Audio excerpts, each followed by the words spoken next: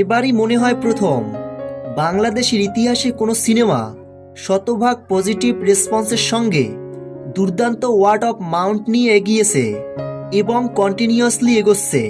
প্রেক্ষাগৃহের বাইরে আগের পাবলিক রিভিউগুলোর মধ্যে 99+ ওর হতো। আমাদের প্রিয়তমা এবং তুফান ইন্ডাস্ট্রির সব হিসেব নিকেশ বদলে দিয়েছে, কিন্তু সেগুলো দর্শকদের শতভাগ মন জোগাতে সক্ষম হয়নি। পজিটিভ নেগেটিভ দুই প্রকারেরই রিভিউ আসতো। তবে এবার বরবাদ সিনেমা মুক্তির পর থেকে দর্শকদের কাছ থেকে 100% পজিটিভ রিভিউ পাচ্ছে। আজকে 1 সপ্তাহ হলো বরবাদ রিলিজের। এখন অবধি আমি টোটাল সরকারি বেসরকারি টিভি চ্যানেলের এবং ইউটিউবারদের বরবাদ নিয়ে তৈরি করা পাবলিক রিভিউগুলো সব মিলিয়ে 173টি ভিডিও দেখেছি, যেখানে একজন কেউ একবারের জন্য বরবাদ খারাপ হয়েছে বা ভালো হয়নি এমন কিছু বলতে শুনিনি।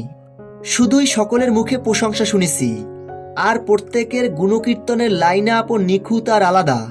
আপনারা কেউ বরবাদ নিয়ে নেগেটিভ কিছু শুনেছেন কিনা কমেন্ট বক্সে কমেন্ট করে জানাবেন। যদি এভাবে শতভাগ পজিটিভ রিভিউ নিয়ে বরবাদ সামনের দিকে অতিবাহিত করে, তাহলে বরবাদ সিনেমা কোন পর্যায়ে গিয়ে যে থামবে সেটা আমরা জানি না। বাংলা ফিল্ম ইন্ডাস্ট্রির অতীতের সব রেকর্ড নতুন করে লেখার জন্য বরবাদের সৃষ্টি হয়েছে।